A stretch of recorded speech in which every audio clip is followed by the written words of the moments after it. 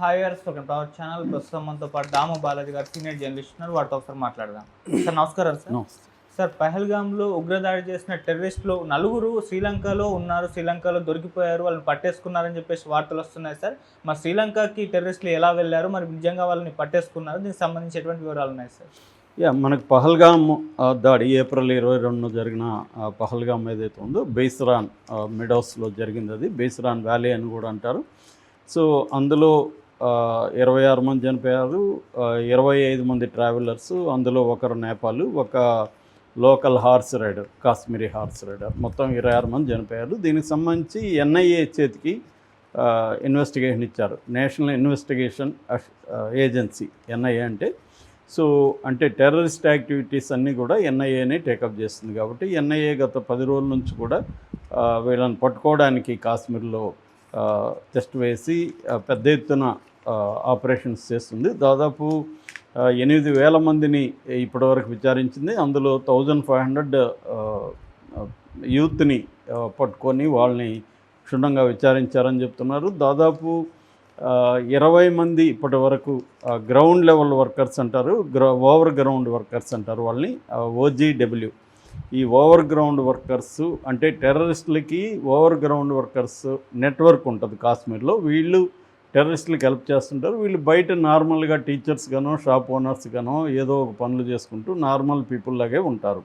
వీళ్ళని OGWs అంటారు, over ground workers అంటారు. ఇలాంటి వాళ్ళు ఒక 20 మంది ఈ ఆపరేషన్లో పాల్గొన్నట్టుగా ఎన్ఐఏ గుర్తించింది.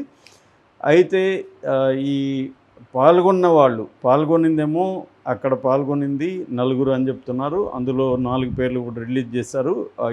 ఇద్దరు పాకిస్తాన్ వాళ్ళు ఉన్నారు. హషీమ్ మోసా అలియాస్ సులేమాన్, అతను నెంబర్ 1. అతను మిలిటరీలో కూడా పనిచేస్తాడు, స్పెషల్ ఫోర్సెస్లో అతను ఉన్నాడని చెప్తున్నారు. రెండవది అలీబాయ్ అలియాస్ తలహాబాయ్. ఈ అలీబాయ్ తలహాబాయ్ కూడా పాకిస్తాన్ టెర్రరిస్టు. వీళ్ళు కాకుండా కాశ్మీర్ టెర్రరిస్టులు, కాశ్మీర్లో ఉంటున్న టెర్రరిస్టులు ఎవరు అంటే అదిల్ తోకర్ అండ్ ఆసిఫ్ ఫౌజీ, వీళ్ళిద్దరు. ఈ 4 పేర్లు కూడా అనౌన్స్ చేశారు. వీళ్ళు కాకుండా వీళ్ళకి వెనుక తట్టుగా బ్యాకప్గా ఇంకొక 3 ఉన్నారు. మొత్తం 7 మంది గ్రూపు దీన్ని అటాక్ చేశారు. ఆల్రెడీ 4 ఏరియాలని వాళ్ళు ఐడెంటిఫై చేసి 4ని రెక్కీ చేశారు. అందులో ఇది బెటర్గా ఉందని వాళ్ళు అనుకున్నారు. ఎందుకంటే పహల్గామ్ నుంచి ఇది 5 కిలోమీటర్ల దూరంలో ఉంటుంది. పహల్గామ్ నుంచి ఏ రకమైన రోడ్డు మార్గం కానీ ఇంకోటి కానీ లేదు. కేవలం నడిచి రావాలి, లేదా పోనీ అనే పొట్టి గుర్రాల మీద ఎక్కి రావాలి. సో కాబట్టి ఇక్కడ అటాక్ చేస్తే కూల్గా మన టైం ఉంటుంది, కూల్గా అటాక్ చేసుకోవచ్చు, అటాక్ చేసి కూడా రిట్రీట్ అయిపోవచ్చు అనేది వాళ్ళు అనుకున్నారు. అది నిజం కూడా అయింది. దాదాపు 1 అవర్ వరకు అక్కడికి ఎవరు రాలేదు. జరిగిన 1 అవర్ వరకు కూడా ఎటువంటి సాయుధ ఫోర్స్ అనేది అక్కడికి రాలేదు. కాబట్టి 7 మామూలుగా ఏంటంటే ఎప్పుడు అటాక్స్ ఇట్లాంటి మిలిటరీ లెవెల్ అటాక్స్ అంటాం, మావోయిస్టులు కానీ లేకపోతే టెర్రరిస్టులు కానీ అటాక్స్ వెరీ ఆర్గనైజ్డ్గా ఉంటాయి. ఒక రకంగా మిలిటరీ పద్ధతుల్లోనే వీళ్ళు అటాక్స్ చేస్తారు. ఒక అసాల్ట్ టీం ఉంటుంది, డిఫెన్స్ టీం ఉంటుంది, దానికి సంబంధించి ప్రొటెక్షన్ కోసం అంటే ఇతర పనుల కోసం కూడా పెట్టుకుంటారు. సో ఇక్కడ 4 పార్టిసిపేట్ చేశారంటే ఖచ్చితంగా వీళ్ళ వెనక అక్కడే ఆ అడవిలో ఒక 4-5 ఉండే అవకాశం ఉంది. ఎందుకంటే ఫుడ్డు వీళ్ళకి, ఆ తర్వాత ఫస్ట్ ఎయిడ్ కిట్టు, వీళ్ళకి ఏమన్నా గాయాలైతే ఫస్ట్ ఎయిడ్ కిట్టు ఇట్లాంటివి ఉంటుంది. తర్వాత అక్కడ పైలట్ కూడా ఉంటారు. పైలట్ అంటే రిట్రీట్లో వెళ్ళాలంటే అక్కడ లోకల్గా ఆ ఏరియా మీద పట్టున్న ఒక అతను కూడా పెట్టుకుంటారు.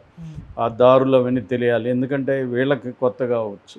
కాకపోతే రెక్కీ వీళ్ళు చేస్తుంటారు. దాదాపు 20-22 కిలోమీటర్లు నడిచి రెక్కీ చేశారని చెప్తున్నాను. నేను కూడా మావోయిస్టులో చూశాను. వాళ్ళు కూడా ఎక్కడన్నా సిటీలో అటాక్ చేయాలనుకుంటే సిటీ నుంచి ఎలా రిట్రీట్ అవ్వాలనేది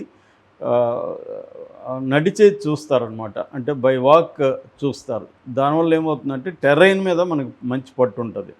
సో అలాగే వీళ్ళు కూడా ఒక 22 కిలోమీటర్లు నడిచి ఇక్కడికి వచ్చారని, మొత్తం ఒక వారం నుంచి ఇక్కడే ఈ ఏరియాలో తిరుగుతున్నారనేది వాళ్ళు, దానికి సంబంధించిన ఫుడ్ కావచ్చు, మెడిసిన్ కావచ్చు, ఇతర ఇవి తెచ్చుకున్నారు. ఇవన్నీ గుర్తించింది. అయితే ఇప్పటి వరకు పట్టుకోలేకపోవడానికి ప్రధాన కారణం ఏంటంటే అక్కడ టెర్రైన్ అంటే ఆ ప్రాంతం అనేది దట్టమైన అడవితో కూడుకుంది. ముఖ్యంగా పిర్పంజల్ రేంజ్ ఫారెస్ట్ అంటారు దాన్ని కాశ్మీర్లో. పిర్పంజల్ రేంజ్ ఫారెస్ట్ వచ్చి ఒక దుర్గమమైన అరణ్యం. సో దాంట్లో అనేక దారులు ఉంటాయి, అనేక గుహలు ఉంటాయి, రకరకాల వ్యవహారాలు ఉంటాయి. అక్కడ దట్టమైన అరణ్యం, దాంట్లో వీళ్ళు వెళ్ళి పట్టుకోవడం కష్టంగా ఉంది ఎక్కడ ఉన్నారా అని. రెండవది సెల్ఫ్ రిలయన్స్ అండ్ ప్రిపరేషన్ అనేది టెర్రరిస్టులకి బాగా పెరిగింది ఈ మధ్యకాలంలో. అంటే వాళ్ళు 10 రోజులైనా 20 రోజులైనా ఆల్రెడీ అడవుల్లో కొన్ని చోట్ల డంపు ఫుడ్ పెట్టేసుకున్నారు వాళ్ళు అక్కడక్కడ. సో ఈ ఎక్కడైనా ఒక చోట ఏదైనా ఇంకొక చోట వాళ్ళకి ఫుడ్ డంప్ ఉంటుంది. అట్లాగే వంట చేసుకోవడానికి కూడా కొన్ని పాత్రలు అవన్నీ కూడా కొన్ని ఏరియాలో పూడ్చిపెట్టేసుకున్నారు. సో ఇట్లా వాళ్ళు ఫుడ్డు, మెడిసిను, తర్వాత కమ్యూనికేషన్ కూడా మామూలుగా అయితే టెర్రరిస్టుల ఫోన్లని వాటిని ఇంటర్సెప్ట్ చేయడం అనేది మన వాళ్ళకి బాగా ఈజీగా ఉండేది. కానీ ఇప్పుడు ఏమయ్యారు టెర్రరిస్టులు అంటే, చైనా నుంచి శాటిలైట్ ఫోన్ టెక్నాలజీ తీసుకొచ్చి అవి ఎన్క్రిప్టెడ్ మెసేజెస్ ఉంటాయి, దాన్ని ఇంటర్సెప్ట్ చేసే మెకానిజం మన ఇండియన్ ఆర్మీకి కావచ్చు, ఇండియన్ ఇంటెలిజెన్స్ ఏజెన్సీకి లేదు. అందువల్ల కూడా వీళ్ళని పట్టుకోవడం కష్టమవుతుంది.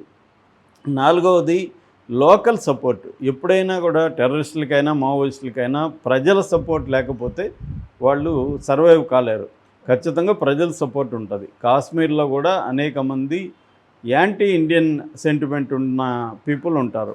వాళ్ళు ఇలాంటి వాళ్ళకి హెల్ప్ చేయడానికి రెడీగా ఉంటారు. సో అందువల్ల వీళ్ళు జనంలో కలిసిపోయే అవకాశం ఉంది. చాలాసార్లు మావోయిస్టులు ఏం చేస్తారంటే, ముందే ఒక అటాక్ చేయాలనుకో, ఒక 2-3 చోట్ల చిన్న చిన్న సింగిల్ బెడ్రూములు కానీ, లేకపోతే బ్యాచులర్స్ వరుసగా ఉన్న చోట రూములు కానీ, లేకపోతే పీజీ హాస్టల్ లాంటివి రూములు కానీ తీసుకునేస్తారు.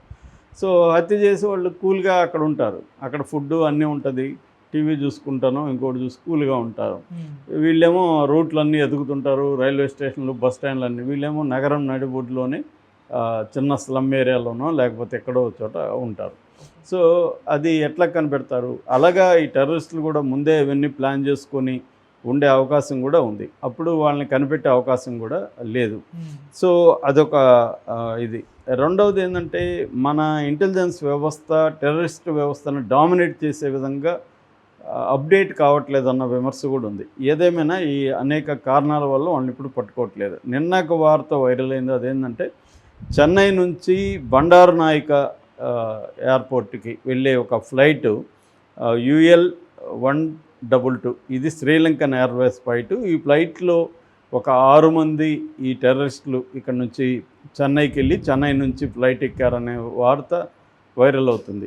ఈ న్యూస్ NIAకి లీక్ అయిందని NIA శ్రీలంకన్ అథారిటీస్ని అలర్ట్ చేశారు. దాంతో వాళ్ళు కొలంబోలో ఈ ఫ్లైట్ని ఆపేశారు. కొలంబోలో ఆపేసి మొత్తం క్షుణ్ణంగా ఎవరి ప్రయాణికుడిని క్షుణ్ణంగా చెక్ చేశారని చెప్తున్నారు. ఆ చెక్ చేసినప్పుడు అనుమానితులుగా ఒక 6 మంది అయితే దొరికారు. 6 మందిని హెల్డప్ చేశారు. 6 మందిని హెల్డప్ చేసి NIA వాళ్ళని పిలిపించారని చెప్తున్నారు. NIA వాళ్ళు కొలంబో వెళ్ళి ఈ 6 మందిని వాళ్ళ వివరాలు మొత్తం డీటెయిల్గా కనుక్కోవడం, వాళ్ళ అడ్రస్సులు ఏంటి, అక్కడ అడ్రస్సుల దగ్గరికి పోలీసులను పంపించి వీళ్ళు చెప్పి నిజమా కదా చెక్ చేసుకోవడం, ఇవన్నీ చేస్తున్నారని చెప్తున్నారు. అయితే ఇది నికరంగా టెర్రరిస్టులైనా లేకపోతే టెర్రరిస్టులకి హెల్ప్ చేసిన వాళ్ళ, వీళ్ళు ఎవరు, లేదంటే ఫాల్స్ అలారం అంటారు. ఒక్కొక్కసారి ఏంటంటే రాంగ్ ఇన్ఫర్మేషన్లు కూడా ఇట్లాంటి దాంట్లో వస్తుంటాయి. సో అది కూడా జరిగే అవకాశం ఉంది. ఎందుకంటే ఇప్పుడు జరిగి ఈరోజు 11వ రోజు, 11 రోజులు అయిపోతున్నా ఇప్పటికి కూడా మనం ఈ టెర్రరిస్టులను పట్టుకోలేదన్న విమర్శ పెద్ద ఎత్తున వస్తుంది. మామూలుగా టెర్రరిస్టులను పట్టుకొని వీళ్ళిద్దరూ పాకిస్తాన్ అనేది నిరూపిస్తే మనకు వరల్డ్ వైడ్గా కూడా మద్దతు దొరుకుతుంది. ఎందుకంటే పాక్లో నుంచే టెర్రరిస్టులు వచ్చి మా దేశంలో, మా భూభాగంలో మా ప్రజల్ని చంపినారనే ఒక నెరేటివ్ని జనంలోకి తీసుకెళ్ళచ్చు. కానీ అది జరగట్లా. అందుకని మోడీ ప్రభుత్వం వెయిట్ చేస్తుంది. పాకిస్తాన్ మీద ఏదైనా అటాక్ చేయాలన్నా కూడా ప్రూఫ్ ఉండాలి ప్రపంచానికి మనం. ఎందుకంటే ప్రపంచంలో అనేక దేశాలు మనకి మీరు రిస్ట్రిక్ట్గా ఉండండి, మీరు రిస్ట్రెయిన్గా ఉండండి, అటాక్ చేయకండి అని మనకి చెప్తున్నాయి, ఇంక్లూడింగ్ అమెరికా. సో అందువల్ల మనం తొందరపడేదన్న నిర్ణయం తీసుకుంటే దాని రిపర్కషన్స్ చాలా సీరియస్గా ఉండే అవకాశం ఉంది. మన దేశం ప్రపంచవ్యాప్తంగా బ్యాన్ చేసే అవకాశం ఉంది, వ్యాపార పరంగా కావచ్చు, ఇంకొక రకంగా కావచ్చు. ఇవన్నీ దృష్టిలో పెట్టుకొని మనం ఒక మూవ్ అనేది చేయాలి. సో అందుకని ఈ 4 దొరకడం అనేది చాలా కీలకమైన విషయం. నిజంగానే కొలంబోలో దొరికారా లేదనేది మనకు ఈ రోజు లోపల తెలిసిపోయే అవకాశం ఉంది. Thank you so much.